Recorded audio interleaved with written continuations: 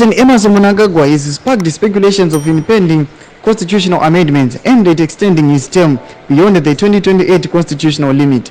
Wasarapina muna wivzizere na wilitaura kuti Idi Mnangagwa akuonekwa sauda kuextenda his constitutional limit yekutonga to 2 terms kusvika muna 2028. Zvichidzi pamachenjezi akaita Politburo adwanyasa kupevha way yake kuti akwanise kuextenda. Sanapinda muna wivzizere tibva subscribe like utina on the bell icon.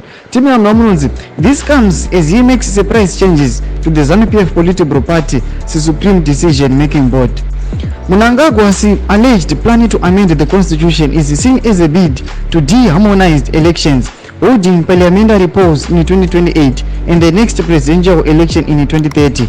This move would secure him 2 more years in power, aligning with Zanu PF mantra 2030 Mnangagwa vanenge vachipo. Saka ndo mashoko ari kuda pamazvinzi aiwa tinjo kwakaita Politburo takaona machanges akaitiwa kunana Mike Bima nana Jacob Mudenda vachichinjwa mapositions avo mu Politburo Zanu PF zvakuonekwa sekuti ada kubvisa ma-elections afanira kuitwa muna 2028 zvava zvanzi aiwa mangoitwa ma-elections muparliament obva akwanisa kuextenda term yake to 2030. Saka mashoko ari kubuda pana pamunehanda radio chimodudza mafungiro enyu muri kudiwa pamusoro penhau idzi aiwa pene comment section medu sanga no subscribe like on the bell icon.